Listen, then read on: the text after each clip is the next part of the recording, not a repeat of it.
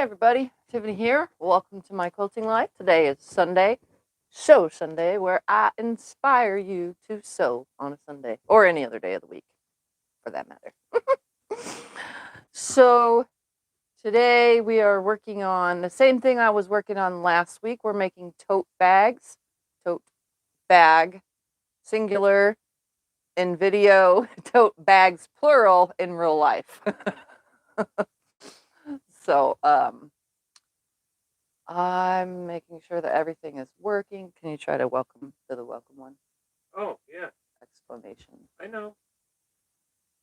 I know anyway, a couple of them. We're trying to make sure that the bot thing is working.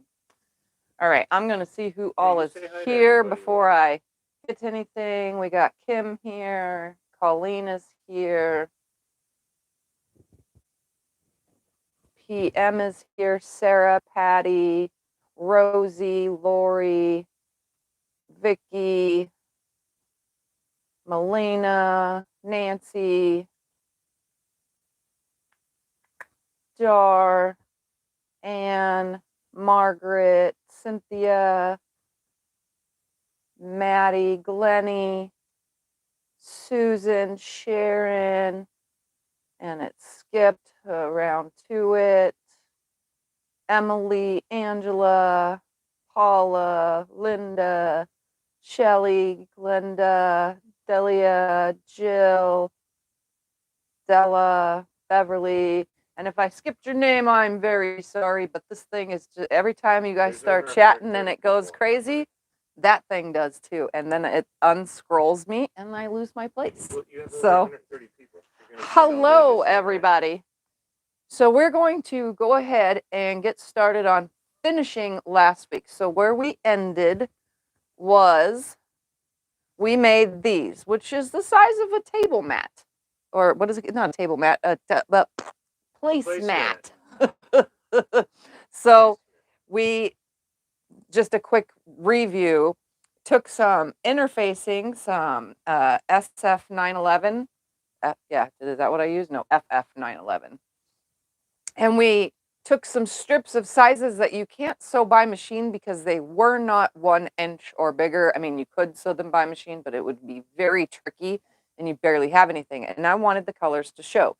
So what we did was we lined them all up and overlapped the next one and the next one and the next one by at least 1/8 of an inch. And then we just pressed it, half of it down, and then added more, and then pressed them down onto the glue side of our fusible interfacing. And then I took scraps and went around it with a, I think that was 3 inches. We're going to make sure we have, yep, a 3-inch on both sides and a 2-inch on the top and the bottom. And that was from my scraps.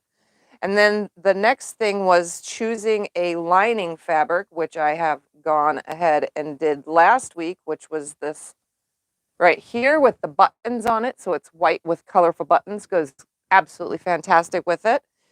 So I went ahead because I started, I made 3 of these panels.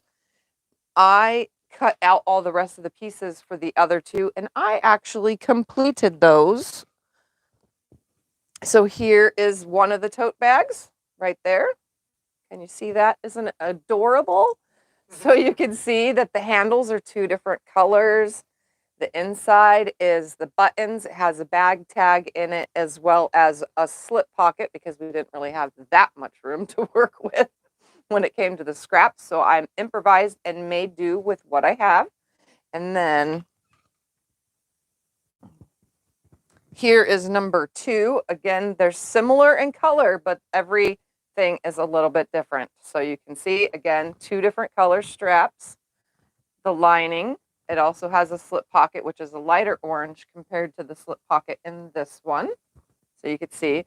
But aren't these adorable? Raw edge. They've been quilted, and I'm going to show you that today, how I quilted and made these wonderful little tote bags.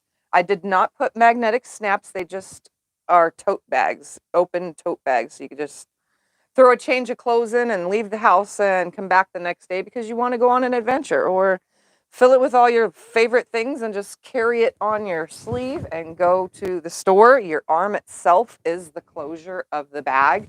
So, I mean, plenty of options for little tote bags. Throw some books in it and go to the library with, you know, your grandkids and read some books in the children's section. I mean, so many options. Lots of options with the little tote bags.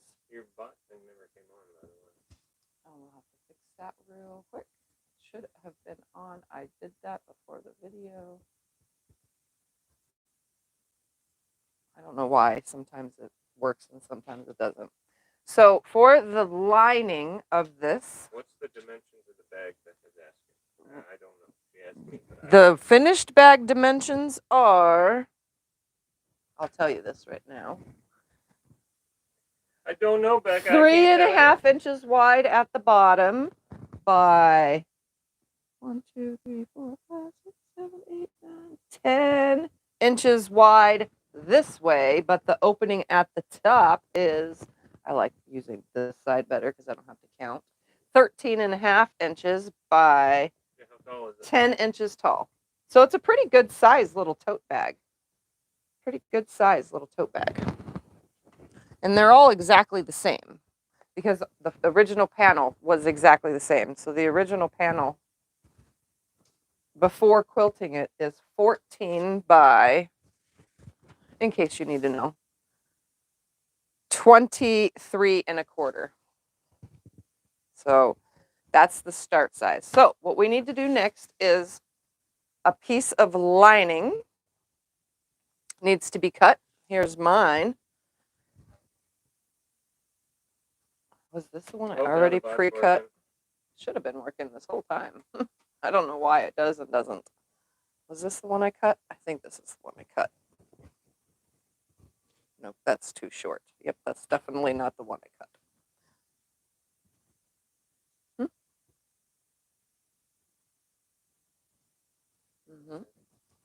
All right. So what I need to do from my piece of fabric right here is cut it to the size. This is my lining. I'm going to cut it to the 14 inches by 23.25 or whatever it is I said.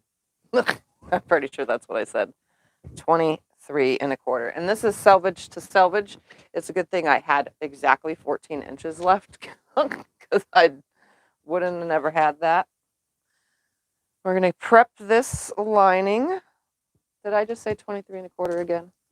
I don't remember. Why do I forget so fast? 23.25, yes. All right. So I'm going to go ahead and it's not very pressed, but that's okay. I'm just going to cut 23.25 off of the lining.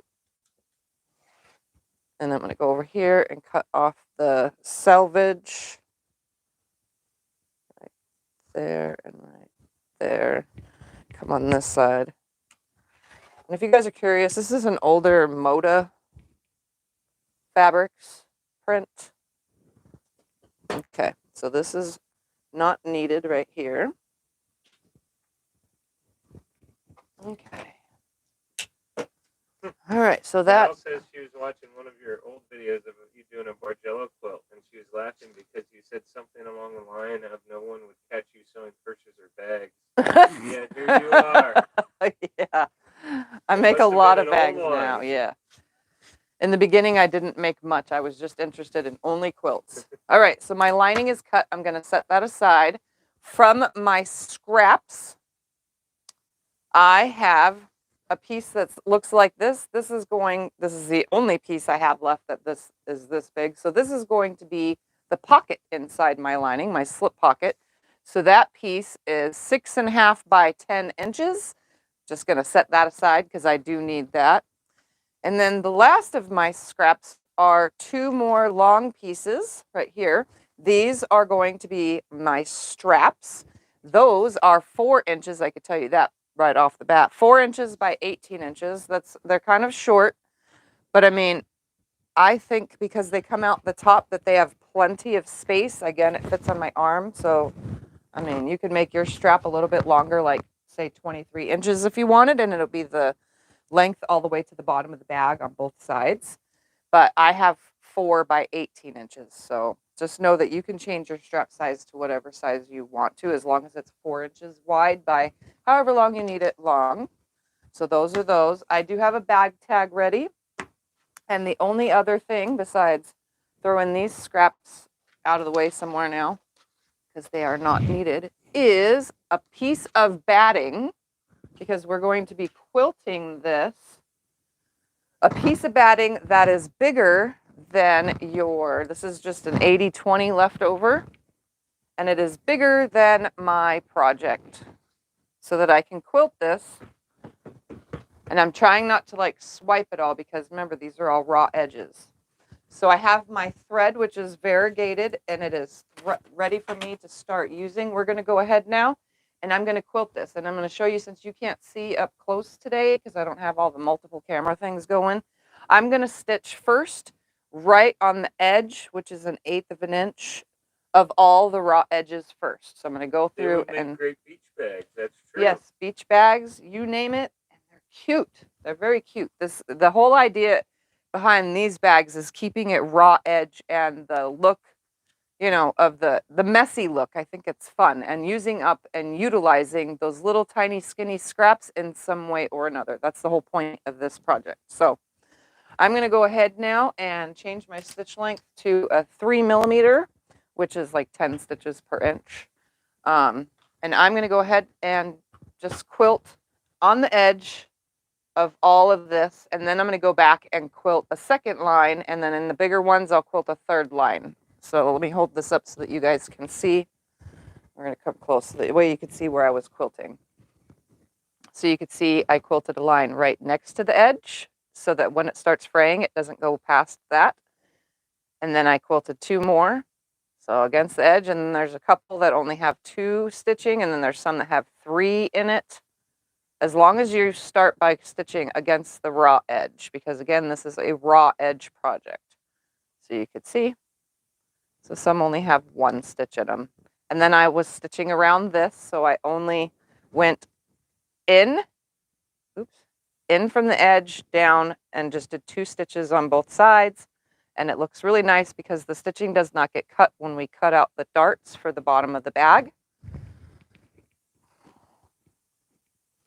All right. I mean, it's a lot of work for one little bag, because, there's a lot of pressing and quilting involved in this, but it's actually very worth it. So I'm going to go ahead and just only on these, so I'll back tack my stitches at the start and the finish. And I'm just going to stitch along the edge. I'm using variegated thread on all of these. And then I break thread, come to the top, and just keep on going. Shirley says I love her all edge. I call it shabby chic. Yep, it's exactly what this is. Shabby chic. I like it. So I'm just going to keep going, and then I break my thread and then go some more, and I'll clip away all these starter threads. Oops. But this will just keep it, in case you got to wash your bag, it'll keep it from falling apart. And you can quilt directly onto the batting. You don't need spray basting or anything. It stays pretty nice because I'm going from one side to the other. So any shifting that's going to happen, it's going to happen from one side to the other. It's laid out on it pretty flat. It's a small project. I really don't ever spray base the really small projects like this.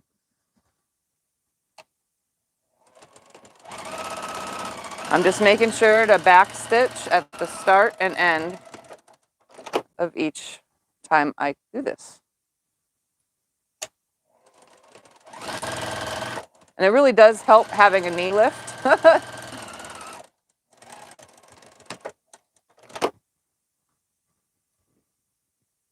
I'm also trying to keep my thread from coming out of the needle.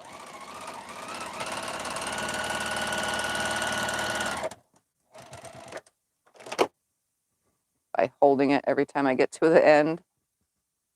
For anyone who purchased one with the red strap, where's the red strap one? This is like a darkish purple red, a maroon color. Well, the other one is this purple one too. This one is this one's going to have one also. A maroon strap with a green strap. This one has a maroon with a blue strap. The other one has a purple and green. I tried to mix them up with the only amount of colors that I had.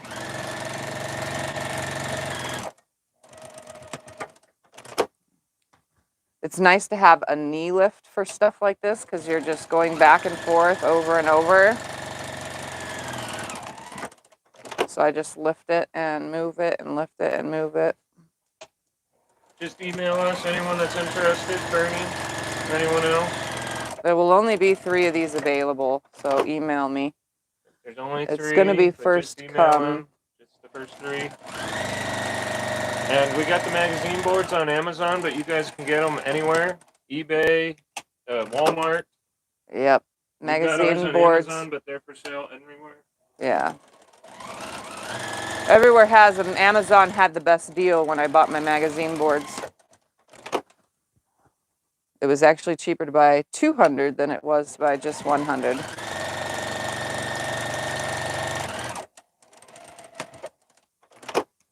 And my little caddy needs to be moved temporarily.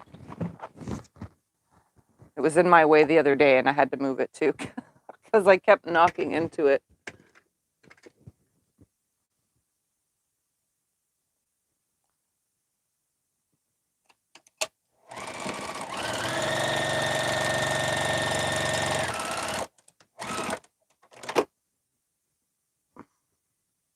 The cool part about this whole entire project is every last bit of it is scraps and everything works. And there it went anyway. My machine does not like this sulky thread, so I'm like not sewing as fast as I normally would because it keeps breaking. It did it the whole time I was doing the other 2 bags. I don't know why it does not like. It just wants to use what it wants to use. Where did it land? Right there. So I have to keep going back every time it does that. That's why I've been holding the stitch. If I don't hold it, then it wants to break. If I can find it.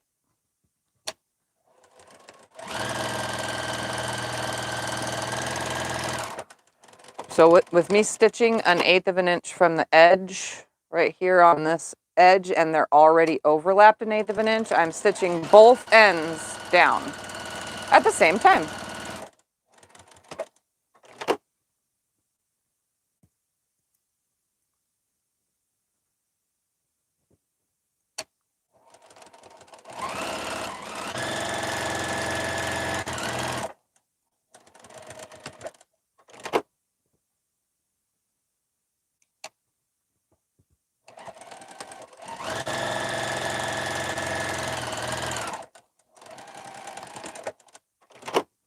Okay, now I'm going to switch directions.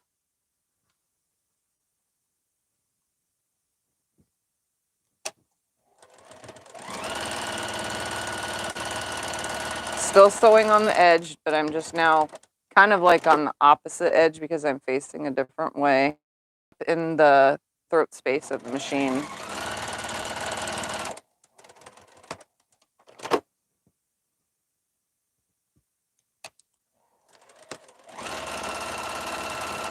Well, I like since the totes are cute and functional. Yes, they are. I'm going to try to do this more often with the, nice scraps. Not necessarily the selvage, but just the nice part of the scraps, cutoffs that are too thin. I really shouldn't be saving all that extra scraps, but... Did you use a zigzag or a fancy stitch? Yes, you could use a zigzag stitch if you want on every single one of them. Just break out your machine that has zigzag stitching. I'm just on a straight stitch, so for me, it's easier. I did have that machine out the other day, actually, because I was doing a silk stitch, or whatever it's called. It's really tight stitching back and forth. I think that's the word I was looking for.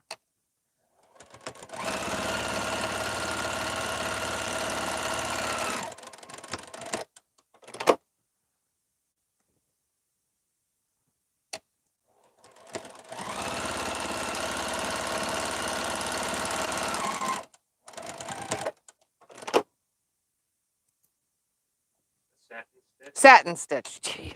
You know, I say the weirdest things. I knew that's what it was. It didn't come out that way though. So I said silk. But you guys knew what I meant. Exactly.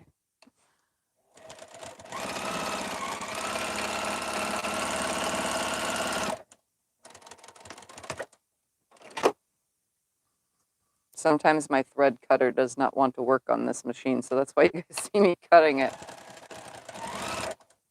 myself.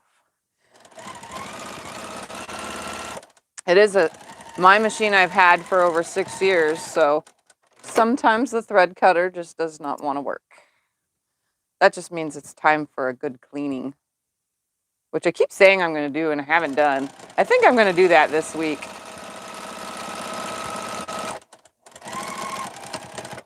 That should be put on my list of things to do. Shave the cat, because he needs a shave, and clean my machine. Well, I can do a lot of the cleaning machine. The cat, I can only help somebody.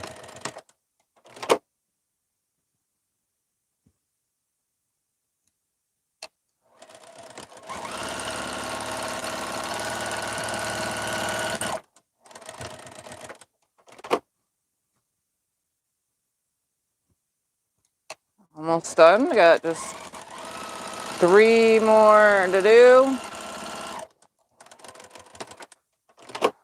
2 more to do. And then they'll all be tacked down for now, and I can move on to the other parts of this.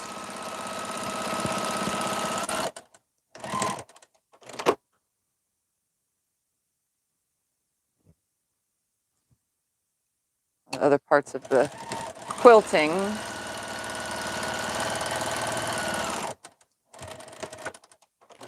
All right, so now that I've tacked them all down, I'm going to leave all these hanging threads for now. I'll snip them all away in a minute. But what I'm going to do is I'm going to stitch 2 stitches here at the top next to the edge. I'm not going to stitch along the top edge, holding it down. And there's a reason for that, because I'm going to go in and trim away the batting from the top fold of the tote. So that way when we go to put the tote together, you'll see why. But for now, I'm just telling you, that's why I'm not going to stitch along the top edge. But I am going to stitch along the seam of the top edge.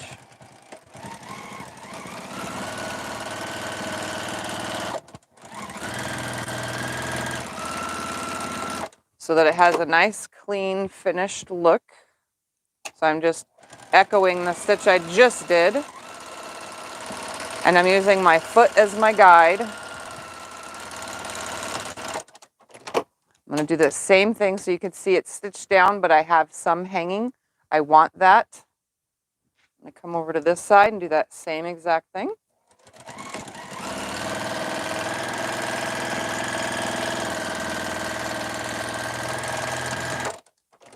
And my lines are not straight, but whose are? They're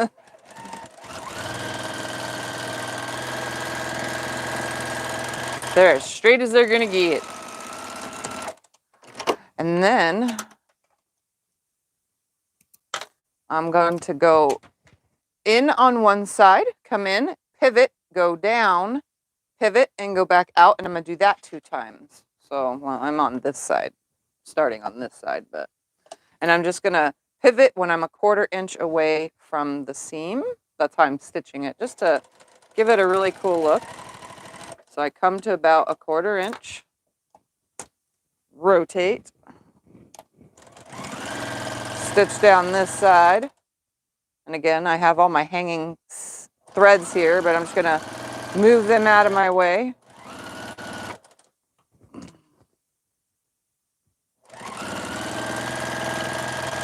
Stop a 1/4 inch, turn it.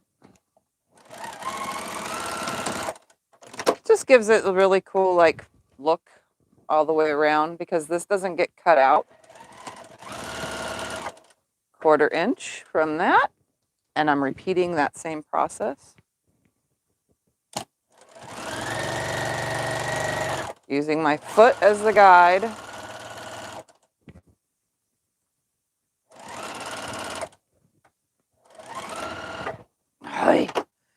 I can hear it. It's like when it wants to run out, it just, or not run out, but break. It's like a weird sound it starts making, and then the thread breaks.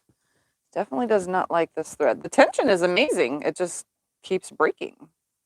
It's not the thread that's breaking, it's just breaking out from the machine. Weirdest thing. Weirdest thing.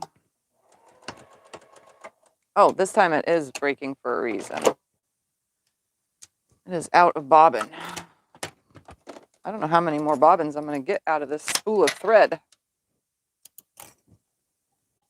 I'm only rolling one bobbin at a time because I'm using this variegated thread because I want it for my top stitching too, so that's why I'm using it in the bobbin.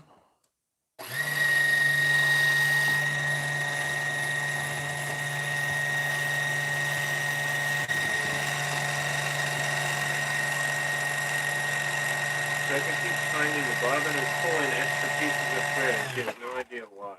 All right, we're going to play thread chicken and we're going to run out of this color. Oh no. I wonder if I have another one that's almost similar in color in my Omni threads.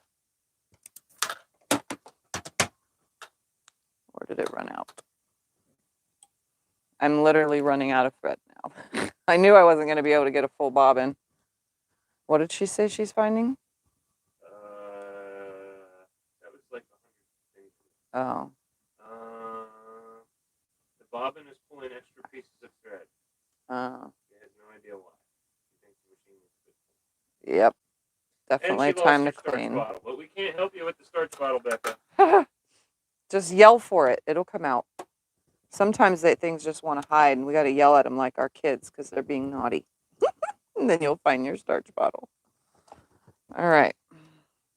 Barely have any thread, so at least I can get this top stitching, and then I'm going to go ahead and see if I have a similar color rainbow in another thread of variegated threads. Oh, yes, I do, actually. I'll have to get it. I just thought about it.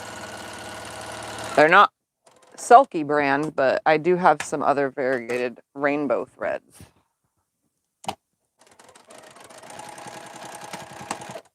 Oh, what brand of thread are you using? This is Sulky right now that I'm using.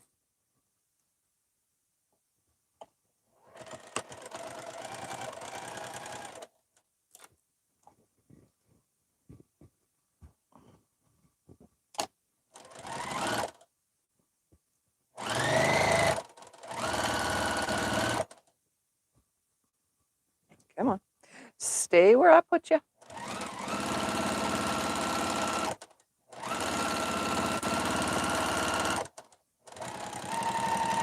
can't get the screws off of her machine now. Didn't Becca have that problem last time we were trying to clean out our screw area on our machine? She needs a little tiny, the key, the unscrewing key.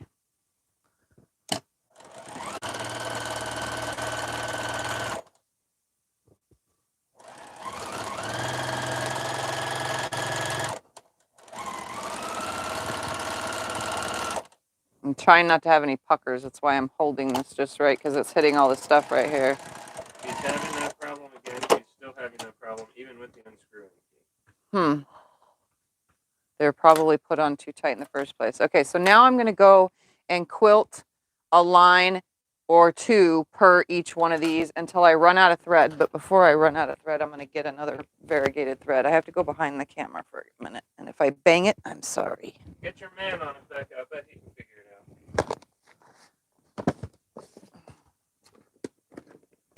out. I have all these, and this is probably the closest one right here. Let's pop it out of its thing. Yeah, I think so. Tell your husband Becca just needs some elbow grease. There we go. That's his department. My little tiny spools of variegated thread have all these little sample spools. I always forget that I have them too.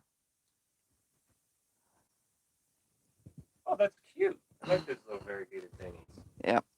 I've quilted many of quilts using these, many little quilts. And this machine likes them? Yeah, this machine will run with these little Okay. spools. Again, off-brand, no name spools of thread. This machine loves.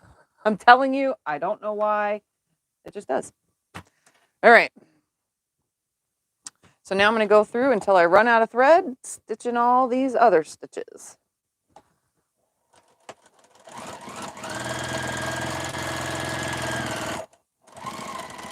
So I'm pretty much just quilting it now, like regular quilting. I'm not trying to hold anything down. I'm just quilting it.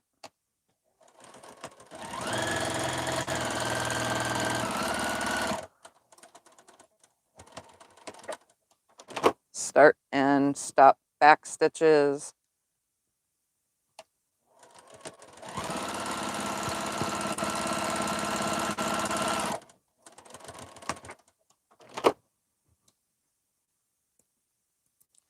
Thread cutter not wanting to work. You know, just everything I gotta do.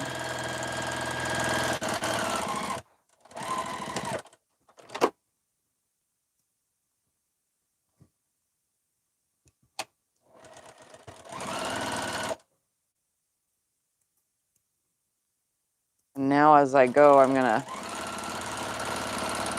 attempt to trim some of the loose threads on this thing. Kind of want to wait till the end though, because then I can do it all at once.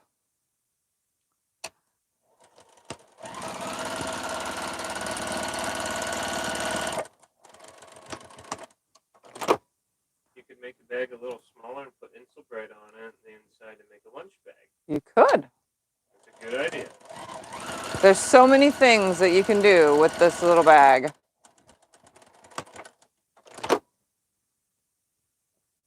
It's very cute, very fun. It's fast, simple, and easy. It's only fast because, I mean, only seems slow because I've turned it into 2 videos instead of 1. But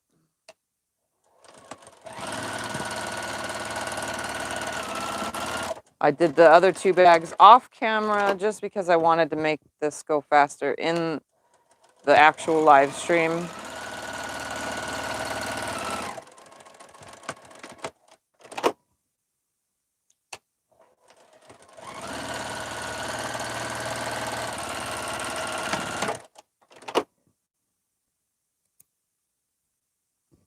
Ooh, we're running out of thread.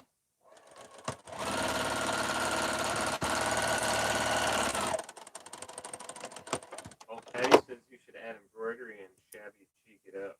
You could embroider this before quilting it.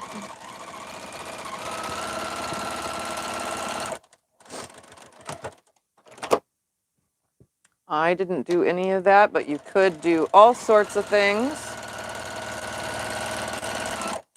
The sky's the limits with any bag, any creation. Same with quilts. The sky is the limit. You can do whatever you want with them. Have fun. That's the whole purpose. Have fun. Enjoy what you're doing.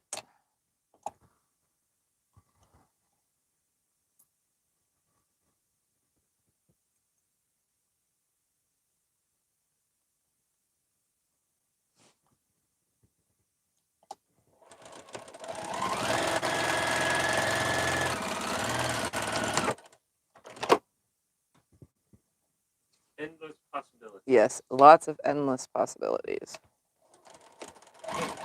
Shirley says the applique butterfly. Could do that, but I'm not going to because the embroidery machine is in the living room and that requires moving things and yeah. But I have made embroidered bags already, so ones that I haven't done on camera actually. I made one on camera, but I've done others not on camera. Tell me about the glow-in-the-dark bag you made just yesterday for Alexa. Oh, I did make a glow-in-the-dark bag yesterday. I showed you guys a long time ago. I made a bag called the Alexa bag. And it is a messenger crossbody bag. And I made it and showed you guys it's in fall colors a long time ago. For the life of me, do not know how to get the pattern itself because it has a template. I don't know how to make a PDF for you guys of the template. So until I figure that out, I'm not going to teach it, but I did make it yesterday. It came out good, I think. Yeah, and it glows in the dark, which Maybe you guys can't see. They won't be able to see the glow in the dark part. The camera's not picking the glow in the dark up. Oh, the camera won't pick it up? Nope, by the naked eye we see it, but the camera doesn't pick it up. I tried to show you Alexa yesterday. Really? Yeah. That sucks because it's really cool. But I did make a bag yesterday. I was in a mood, so I made a bag.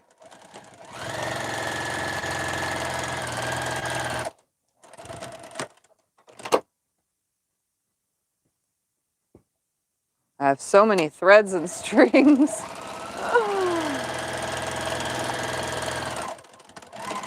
All right, we're coming up to the last of this thread.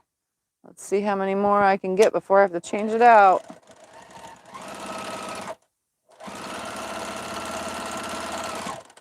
One. Will I get one more?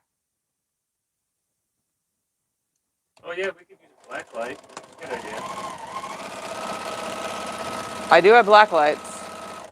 Oh, will I get one more? I'm like, will I get one more pass? Will I get one more pass?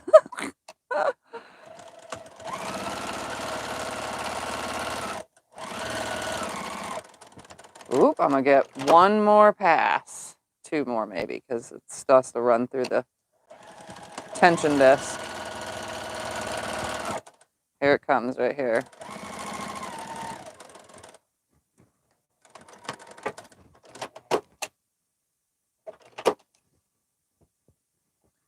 All right.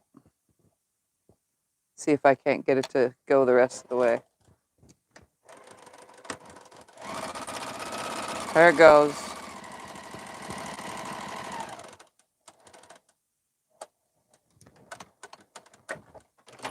And that's it. Ran out of thread, but that's okay because I have more variegated thread. I just have to find the end of this one.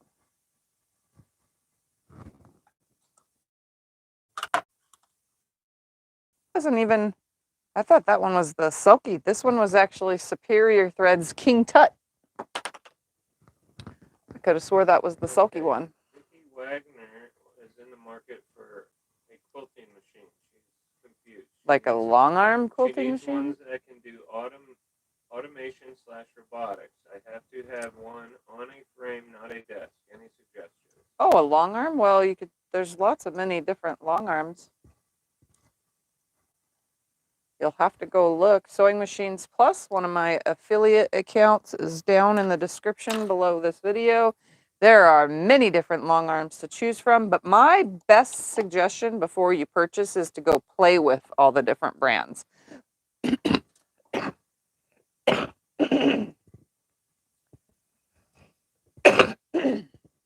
So if you have a local quilt shop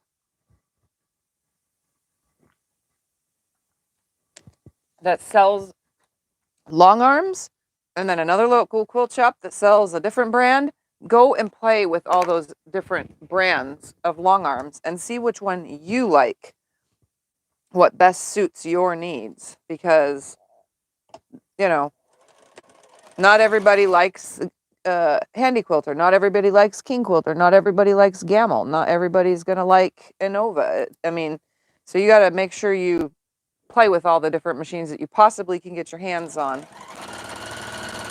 I played with lots, and my machine is similar to Handy Quilter, so my machine is like a Handy Quilter. It's a King Quilter.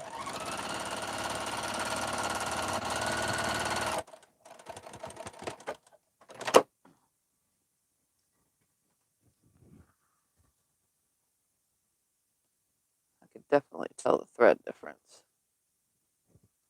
Juki is the only long arm in the area that Yep, Juki ones are nice. I've played with those, and they do have robotics.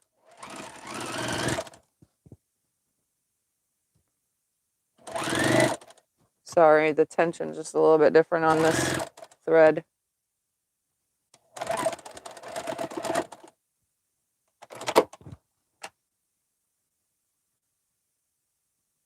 That looks good. Where was I? Tell them about your signature file or affiliate program. Yeah.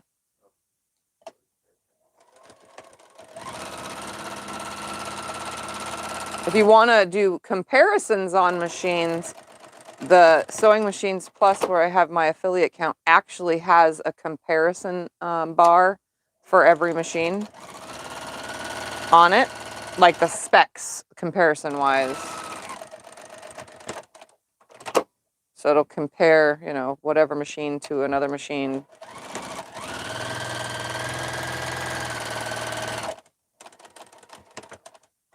This one's color gradient doesn't change as much as the last thread did. A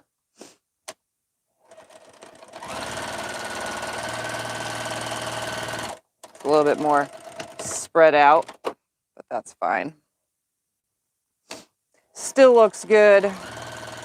And honestly, if you don't know that I just did that with changing to a different brand of thread that's variegated, you probably would never know by looking at the bag.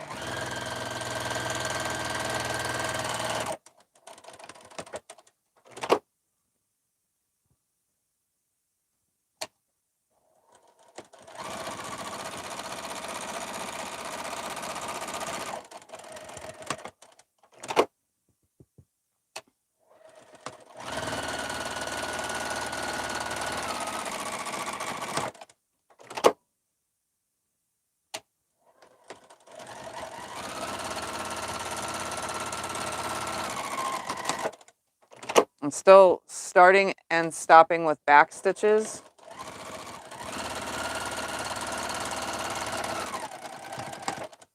Supposedly, Sewing Machines Plus had a sale on our machine that ended yesterday for $7,000. Oh wow, that was, you guys should have bought that. Cheap. Yeah, that's cheaper than we got it for, and we bought ours years ago. Mine I got years ago and spent $10,000. Yeah. The machine has gone down in price since I got mine. But now it doesn't, now the extras are different though every time. Like they change the kit that you get that comes with the machine. Like supplies, you know, like ruler base probably is not coming with it. I got 2 rulers, a ruler base, and 2 big spools of thread. I know I got something else, the quilter's package when I bought mine, but they change it all the time. It's different. It's a very easy to use machine though. Mine, the King Quilter. I like it.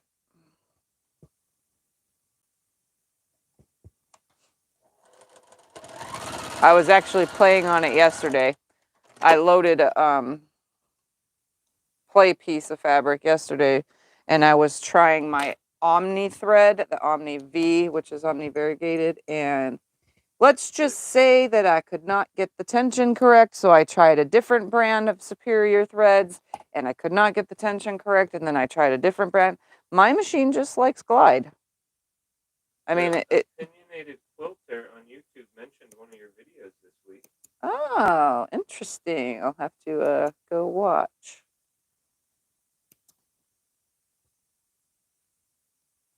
I don't get a chance to catch all the YouTube videos that I would like to. My Fridays are spent in the evenings at Sew Becca's channel, which you can do in explanation Becca, and it'll give you a link to her channel. That's where I spend Fridays, and then I spend. They like one of your low waist pre-cut designs. Oh. And then on Saturdays I spend with T over at T Quilts. And I've been trying to make the Wednesdays, but lately I've been missing Wednesdays. And then Mondays with Tucker. Did you get the extras from your embroidery machine? Yes, I got my quilting kit that I have not opened the box for because I was waiting for a video to do that. I wanted to do that on video so you guys can see. It came with a quilting package. My embroidery machine. But it's for free motion quilting, and I don't like the free motion quilt anymore, not sit down at least. And it's going to be kind of hard, but I'm going to attempt it sitting on a stool just so that I could show you guys that it is 100% possible.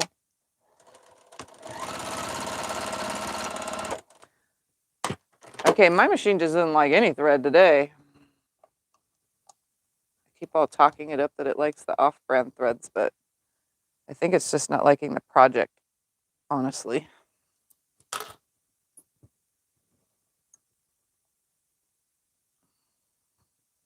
Because it's not breaking, it's like coming out of the needle. I could change my needle and probably make it better.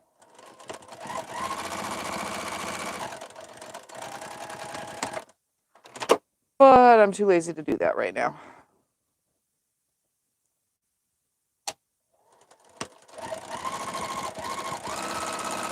I'm almost done quilting this, so we can start trimming and putting things together and making the pocket for the lining and putting the tag in the lining. Just in case you guys want to know how the tag is put into it. Are you coming for your 5 minutes of fame, Mr. Kitty? Yeah, I need a new needle.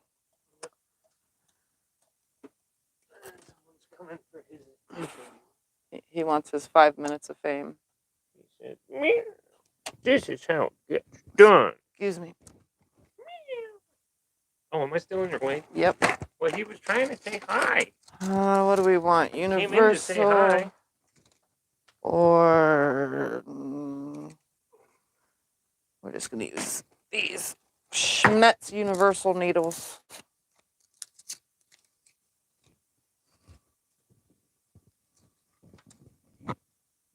All right, let's change the needle on this baste. It's very easy to do. Just unscrew the screw. My screw has oil on it. They say he looks like Grumpy Cat. Yes, Stumper does a little bit. His face isn't quite as grumpy, but then again, that depends on whether he wants something or not. Come on. There we He go. wants his food, he can be quite grumpy. Right, Thumper? Oh, let's wipe that first. Okay. Put needle in. I usually don't like to have to do these kind of things while on camera because it takes a second. Especially because right now I have blurry vision. I've had it for like 2 days. Do you want me to help you with that? Get in the hole. Vivi? There we go. In the hole. Move that out of the way. I don't know what breed Grumpy Cat is, so I don't know if they're the same. I thought he was a snowshoe. Is Grumpy a snowshoe? So then they are the same. I thought it was. I mean, I can't be 100% sure because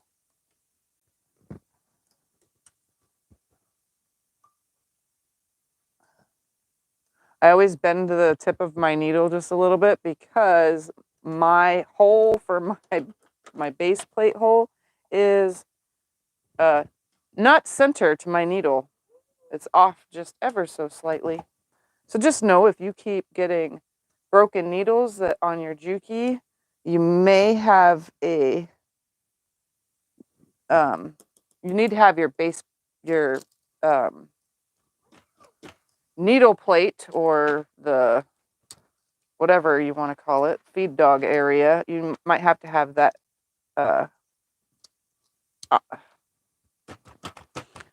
there's a word for it. Filed. You might need to have the hole refiled. I don't know what you're looking for. A word. Yeah, but I can't help you because I don't know. All right, and this needle can just go right there for now because I'm not needing it. All right, let's rethread new needle and see if it solves my problem.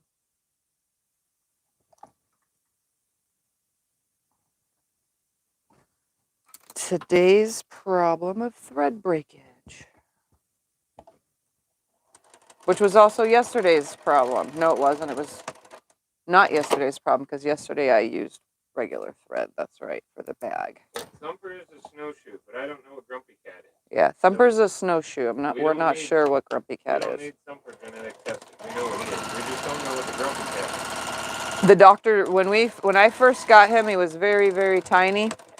And I looked it up online and just by his markings and, he's turned up to be a snowshoe. And then I took him to the vet for the first time and the doctor instantly, oh, he is a pretty snowshoe, but what is he doing in Arizona? Because they're not Arizona cats. All right. The next step is to de-thread this. So I guess I could just pass this to Scott so that he can go ahead and go to the beginning of every single one of these snitches. Snitches get stitches. You knew I was going to say it. Each one of these stitches and snip all of this away while I show you guys how to, you see what I'm doing here, Mr. Scotty? You're cutting the threads. Yep, right at the start. So I'm going to show you guys how to put the lining and just make a big pile of it on here. Okay? Yeah, give it to me over here. And I got the longer cord. He's going to go ahead and snip all those stitches. We should be able to do it. And we are going to work on, I need the iron though, that's the problem. So you're going to have to go on the opposite side maybe. Okay. In the way.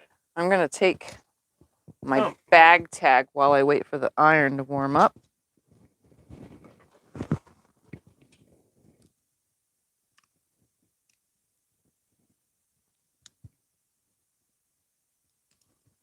The file's in the middle there. I don't. There's the file right on the thread. All right. So I have a bag tag that I'm going to prep real quick.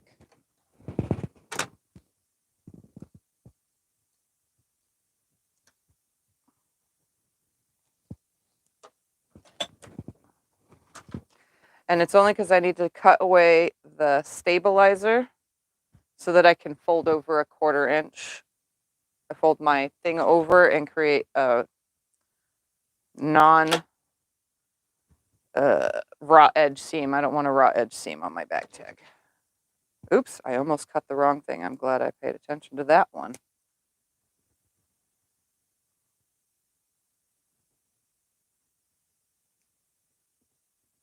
I'm just making it to where I could fold it over like this so that it's not raw edges. And then I iron it, fold it over and iron it, and then I have a nice bag tag. So while that iron is heating up, the next... And who made those bag tags? Scott made my bag tags for me. He made a whole entire stack of them. Just for bags. Oh, yeah. All right.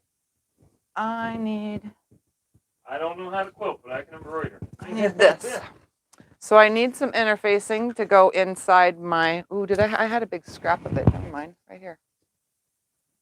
Okay, some of these, if you go at all to pull One, them or even pick them up, they just maybe 2 scrap pieces. Ooh, look at that. That's going to be perfect.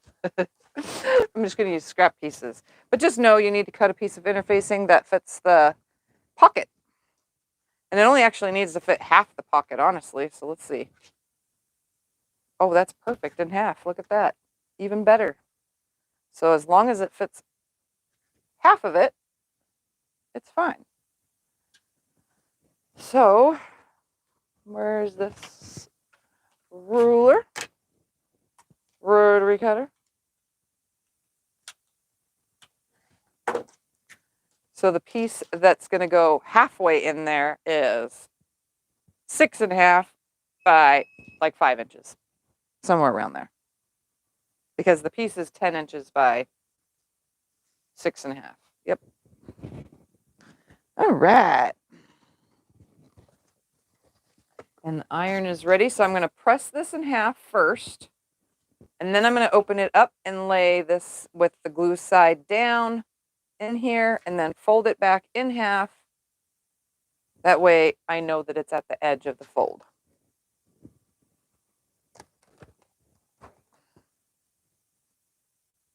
I'm just pressing it in half.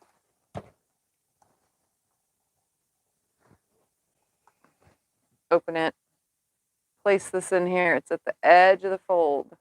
I want it like right there at the top. And now I'm going to glue it in there.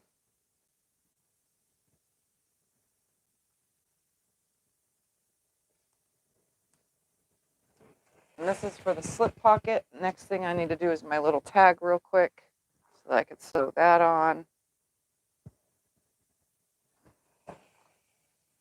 Scott's over here just snipping away. It's nice to have a little pair of snips in here because it makes it easier to snip things. Well, you got snips all over. You got snips at the long arm. You got snips in here. Yeah. I have snips everywhere, every machine. Yeah, they come in handy. And one more side. This is a very small tag for the bags, but it's cheaper to make my own than it is to buy them now. I just got to try not to burn my fingers.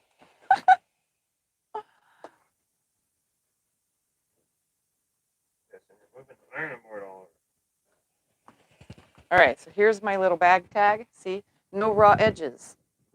So what I'm going to do is I'm going to, first of all, hook my bag tag on here on one side, just right here, center it.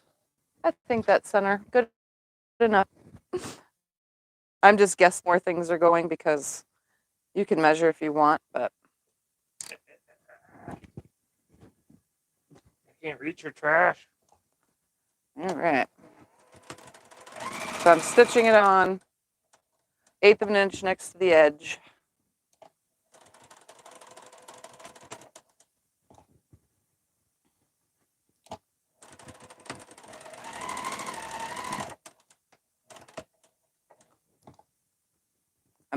I'm trying to remember now to put a tag on every single bag, even little tote bags like this.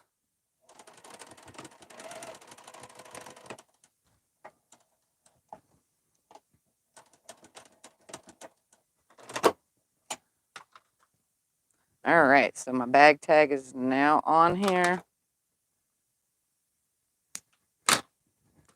so that you can see. I'm going to hold it up. Look at that. Isn't that adorable? And it looks center. Let's see if it actually is center. Oh, look at that. It's almost center. It's off to the side just a little bit. All right, now for slip pocket. What we're going to do is we're going to take our piece and open it back up. We're going to go right sides together. And I am going to sew a 1/4 inch of seam down one side, partially on the bottom. Then I'm going to break thread, come to the other side, sew partial, and then come back up the other side with a 1/4 inch seam.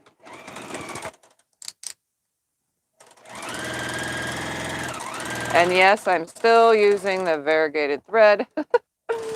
I could have changed it out, but I didn't. Break thread, come over here, start again. Turn it. And sew up this side.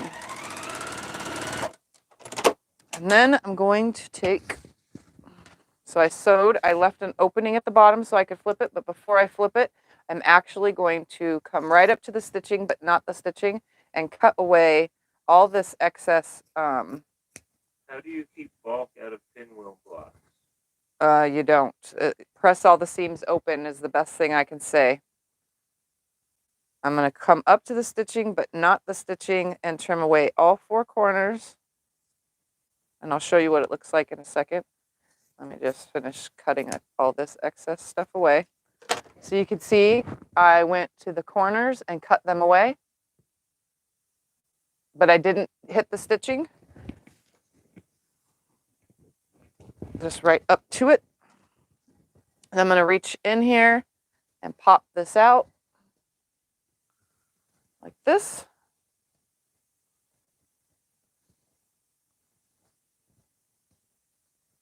Poke out my corners.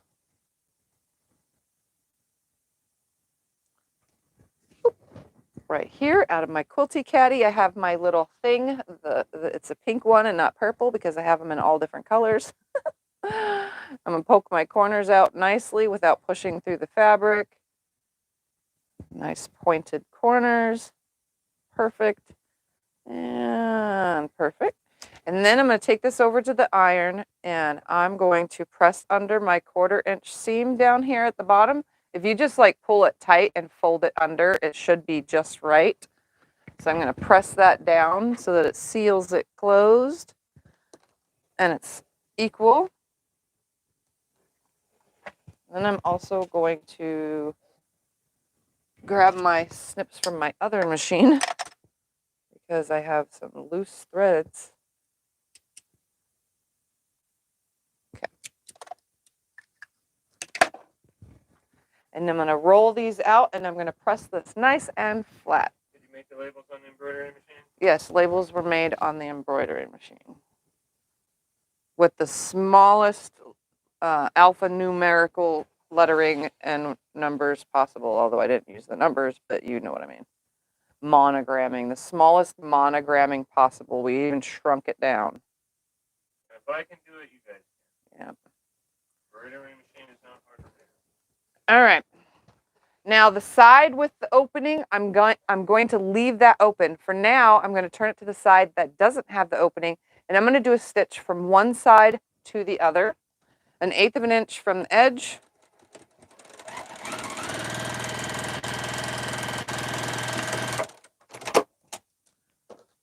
I'm just going to snip away my ender thread, so there's what it looks like right there.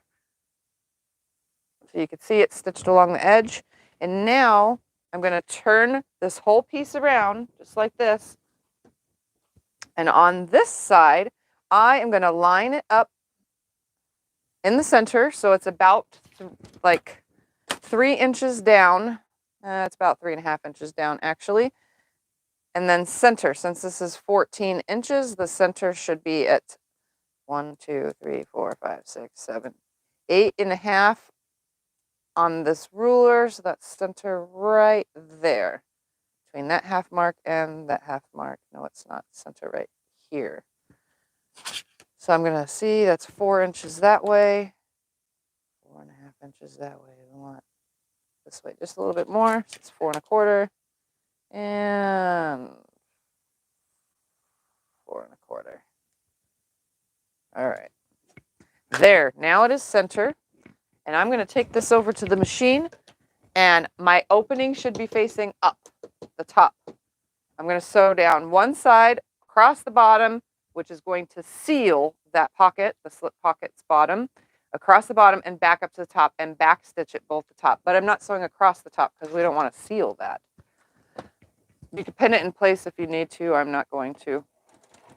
So I'm going to back stitch at the top, sew down, come to the bottom.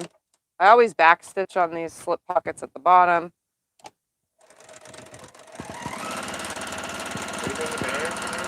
Nope. Turn it, come up this side.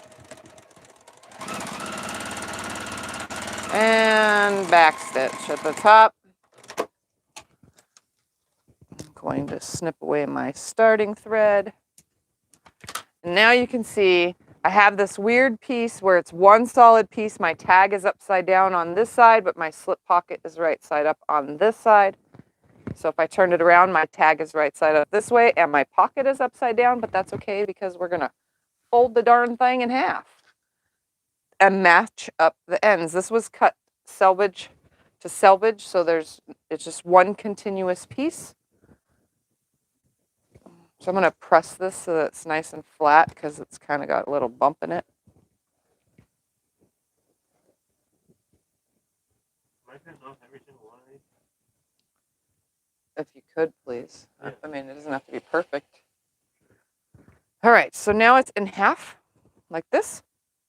And like that, you can see the tag is right side up, and my pocket is also right side up, right here. If I can stick my hand in it, it's freshly ironed, so it was heated. Now we're going to cut out the bottom.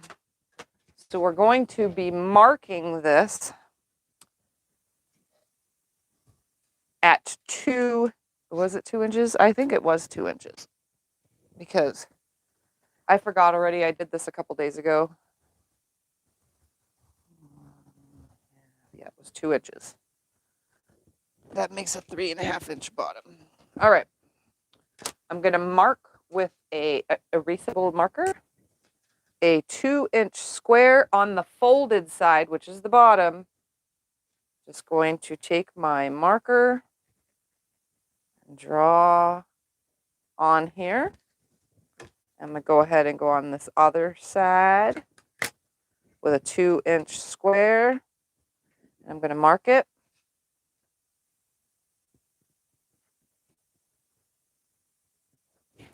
That way you guys can see the squares are marked out at the bottom with a erasable friction pin.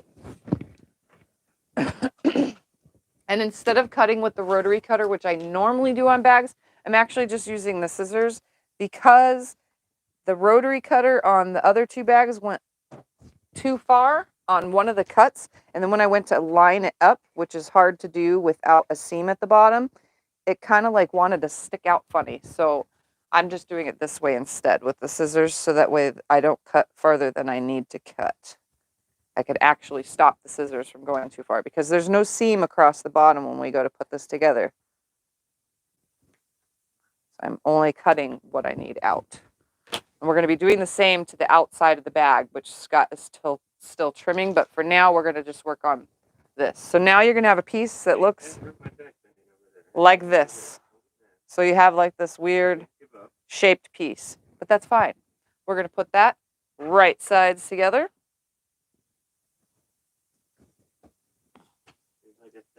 Line everything up. And we're going to stitch down the 2 sides. And they're going to be, that's not the quarter. What's the next notch after a quarter? 8, 2/8, 3/8. We're going to sew a 3/8 seam. And you're like, why not a 1/4 inch seam if the bag is going to be sewn with a 1/4 inch seam? No, we don't want the bag lining to be super loose in here. We want it to be equal, and the only way for it to be equal is to cut out at least between a 1/4 and a 1/2 inch of stitching around it so that it sits flush with the bag. So we're just taking a little bit out of our seam allowance for the lining. So again, 3/8. Back stitching at the top, back stitch at the bottom, come to this opposite side, do the same exact thing.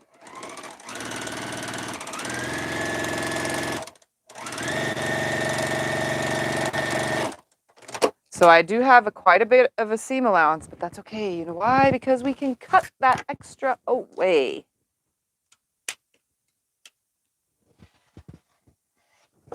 So there, I'm cutting it down to less than a 1/4 inch, but a 1/4 inch. It's almost a 1/4 inch. Slightly less. All right, that's not needed. Now we're going to open this and we're going to find our bottom. And since we pressed it in half, can you see that there is a line marking right there? Since we pressed it in half, we actually have a halfway mark where our seam should line up to because it's pressed. That way you know you're lining it up correctly. So I'm going to go ahead and line this up right here. And we're going to sew that same 3/8 of an inch seam down here at the bottom. And then we'll trim any excess away. Again, I'm just lining it up. If I can get it to lay flat. This is why people use pins and such. I'm not using any pins or clips today. And then I will cut away the extra from that. We're going to do the same thing on the other side. It doesn't really matter which way the seam folds because that's going to be inside the bag, so it's not even going to matter. But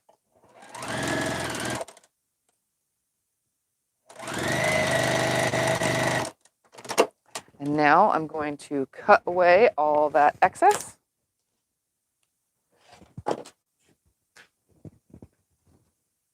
And I'm just using a rotary cutter for that.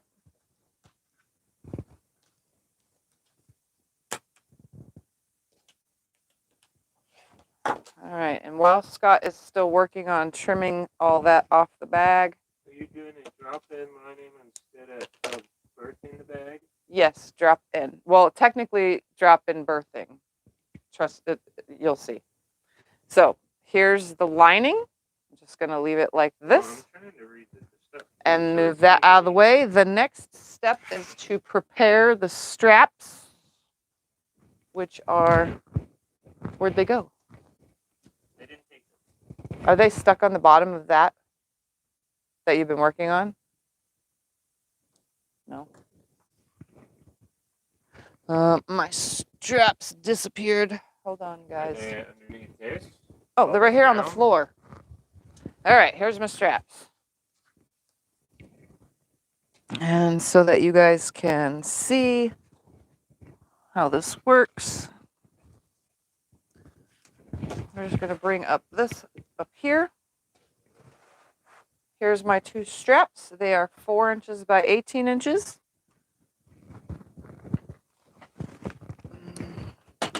We need an iron. We're going to press in half.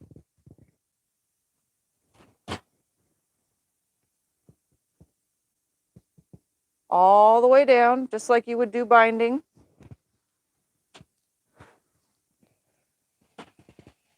Move that one out of the way. Press the other one in half.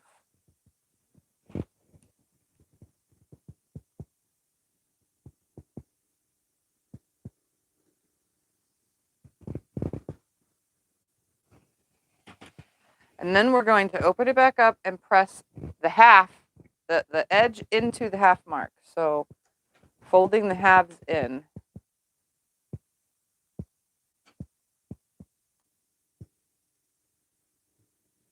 Just like that. And this thing isn't very flat, so it's not pressing down very nicely. And some of these edges are Raw. raw. You wash this or no? Yeah, it could be washed and it'll fray just ever so slightly up to the stitching. Okay. That was my question.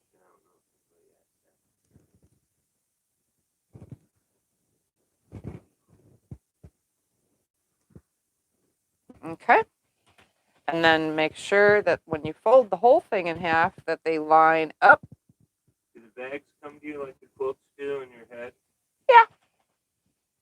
All right, now we're going to get the other one. We still have to add the interfacing to it because I'm going to put interfacing in my straps. But if you don't have it and you're just using batting, you can actually put a 1-inch strip of batting inside here and have quite a little bit of softness added to your straps, to the handles, because we're still stitching them closed anyway. So you could put a 1-inch strip of batting.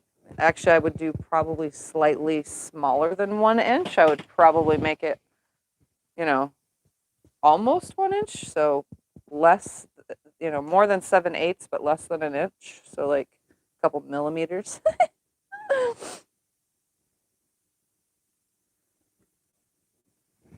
right. Press in half. Right there. And I'm just going to make sure when it's in half that it lines. And it does. Everything's nice and aligned. So now I just need to add some interfacing to them. So I just need 2 strips off of my thingy, which is behind me. I just need 2 strips that are almost 2 inches. And obviously I can't cut with a marking utensil. How retarded. All right, so almost 2 inches. I'm not exactly at 2 inches. I'm like literally right after it, but I'm not at no 1/8 inch mark or anything. I'm just slightly cutting it smaller. How wide did you cut the straps? 4 inches by 18 inches is what I cut my straps at. All right. Now we have these cut out. Let's move that and that out of the way and bring this back to us. And we're going to slide this in pokey side down, because that's the glue. Pokey side down. This is 20 inches long. So I'm just going to trim away the 2-inch extra right here, because I don't need that. And then I'm going to glue it in here and refold the darn thing in half. And bam, it's in there. Just like this. And then fold it in half once it's glued, making sure everything lines up. And it does. It looks beautiful. So there's one strap ready to be stitched. Let's get this other one done. So I'm just open, pokey set going in, just like this. Cut away my extra 2 inches of this at the end. I have a whole pile I keep of these scraps up there. Fold this back into itself and iron it down.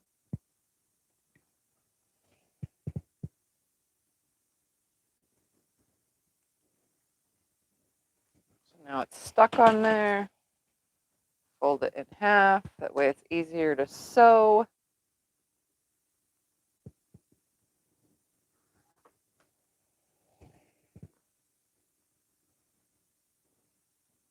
All right. Let's put that over there. Put this down here.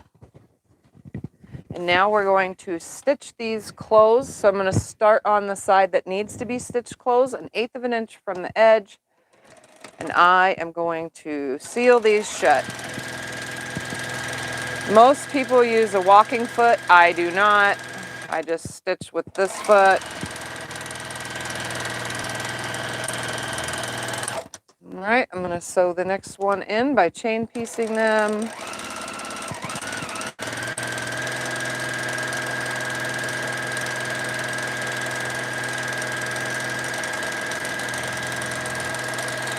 And then I'm going to turn both of them around and sew down the other side.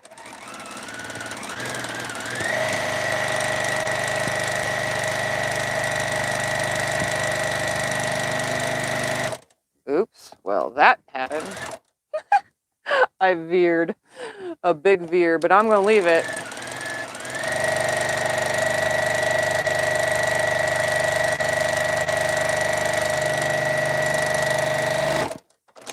And there I have now 2 complete straps stitched on both sides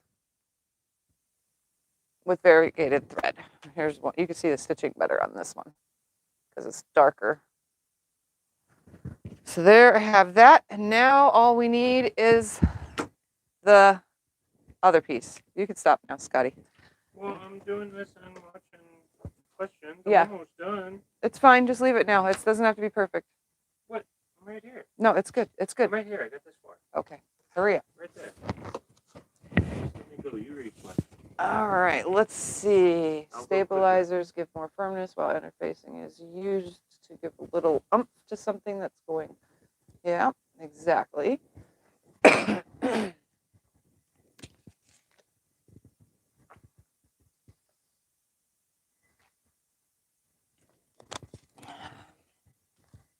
Do you shop at Queen Fabric and Sewing Center in Arizona? No, but I have been on their website.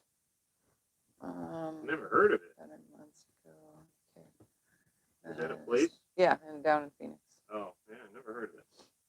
I think let's see, stabilizer usually first. A machine embroidery interface is used in garment and other fabric instruction. Yeah, and you know what? Honestly, it doesn't really matter because either way, you're stabilizing the fabric. So it could be stabilizer or interfacing either way. But stabilizer sounds better when it comes to embroidery, I suppose, because why would you interface your embroidery? So I don't know why there's a difference, but thanks for pointing that out, Kim. So, but everything stabilizes the fabric. Any one of these kind of products, glue or not glue, because stabilizer has iron-on stabilizer or iron-on mesh or iron-on tearaway. You know what I mean? So it all is stabilizer. If you think about it, it's stabilizing the fabric. you stabilize a t-shirt quilt by ironing that stuff on the interfacing, but yet they call it interfacing. I don't know. The interfacing to keep it straight. They started having a fabric sale on YouTube, $4.95 a yard. Wow! And they have a sale on embroidery stuff right now. I'll have to go look later. Torn away after it is used. Yeah, stabilizer is torn away.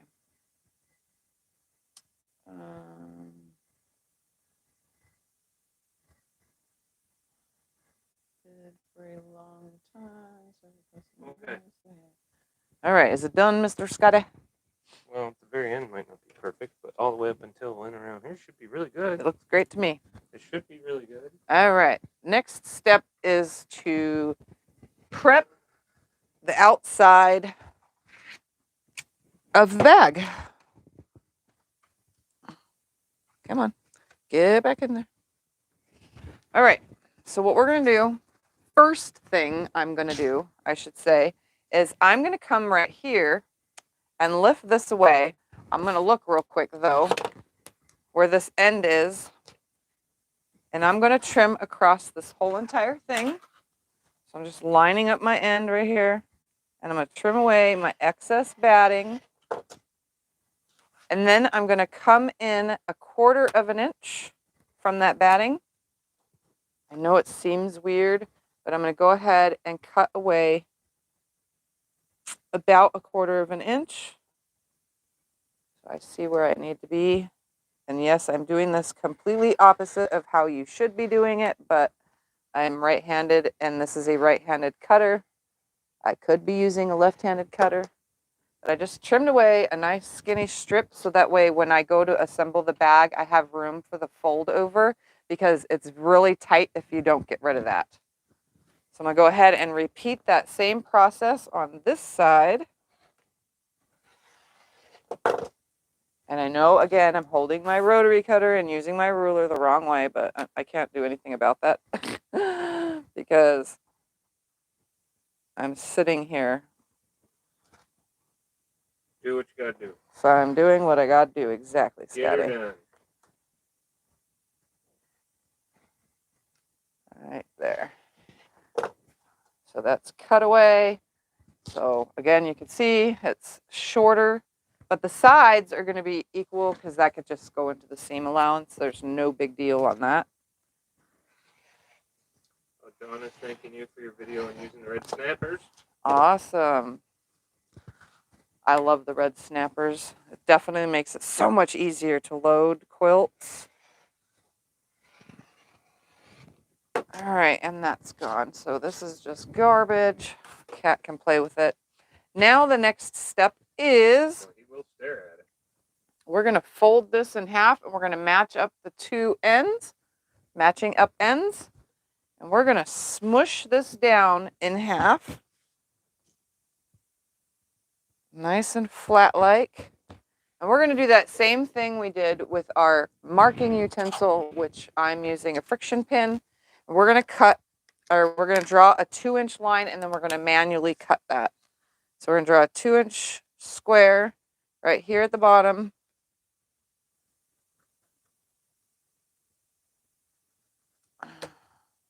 And I can hardly even see that, so I'm going to cut it right now.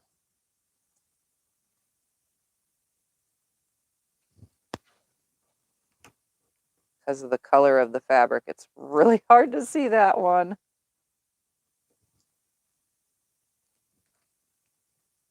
All right. Did I hit it? Yep, right there. Come on.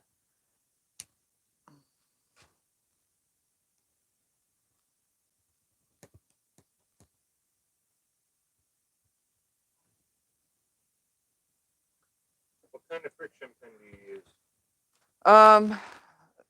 It's pink or red. It's marking red. I have a whole bunch of them. I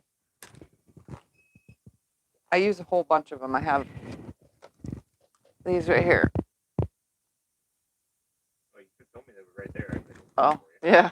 I didn't notice they were right there. Yeah. I just always grab this one because it's the closest one, but I should use this one because it's the darkest one.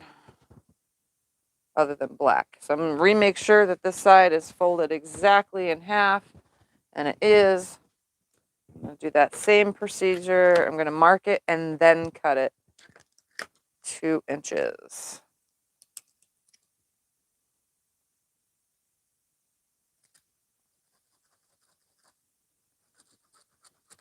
Much better.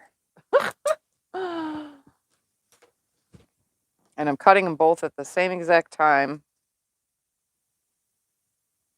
I think I did 1.5 on the other bags now that I'm like cutting this because it seems really close, you know? I probably did, but that's okay. It doesn't matter. It's all going to come out the exact same.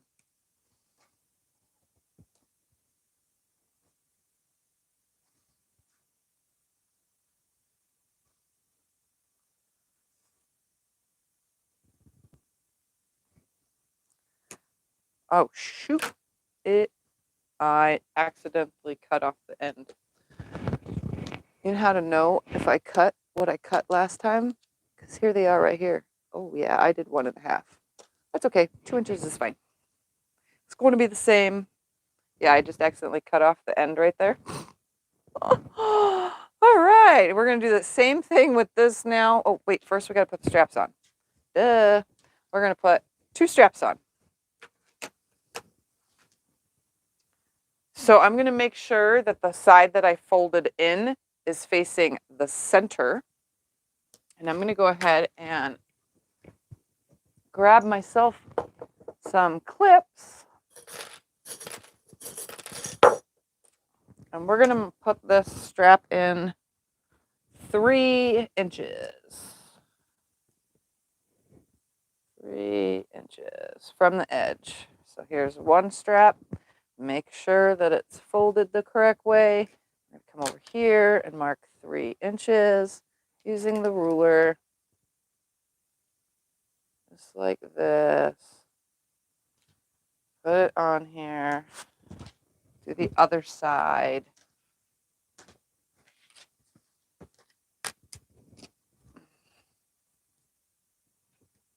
Put this guy on this side because it's a different color. And make sure that it's laying correctly. Come over here with the ruler. 3 inches. Put this on here. And now I'm going to sew back and forth along the edges of these 1/8 of an inch-ish. Back and forth to make sure that they are stitched down. I do it at least 3 times. They ain't going nowhere. I'm like sewing a big scant 1/4 inch is what I'm sewing, honestly. Not even 1/8, just a bigger stitch. It really doesn't matter because it's going to get covered, but I don't want it to be, I don't want my stitches to hang out too much, so I try not to make it inward a little bit when we go to seal the bag.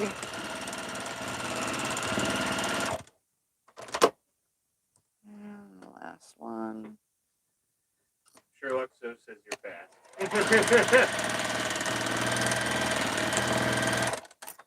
All right, straps are on. Now we're going to put this right sides together. You're going to see your batting, you know. I should pull away some of these. I don't like all this sticking through inside of the bag, but it is very colorful. All right, and now I'm going to line this up at the top, and I'm going to stitch down this side, and then I'm going to come onto this side, line it up, and stitch down that side. But for now, I'm going to pin it because I want these side seams to match, so I'm going to just use my binding clips and put a couple pins in here. And I'm sewing on the batting. It's no big deal that the batting is in the seam. Just lining the sides up. Putting some clips in.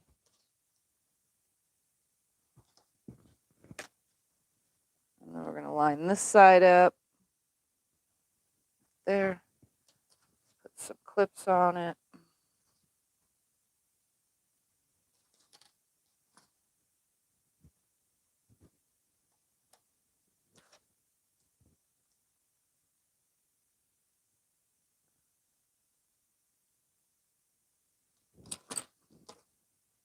just like this. And now I'm going to sew 1/4 inch. Actually, probably a little bit bigger now that I accidentally made that little boo-boo down here at the bottom. So like not 3/8, but not exactly 1/4.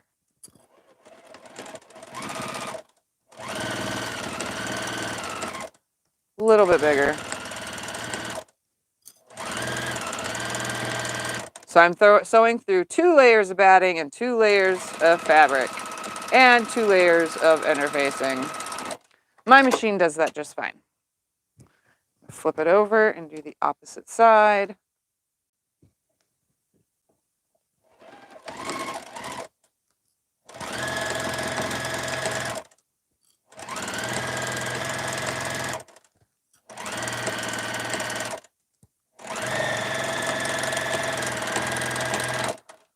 All right, the next thing is to line up the center of this with these. So we're just going to fold it, line them up. Yeah, see, the last bag was smaller because I actually was able to see those stitches.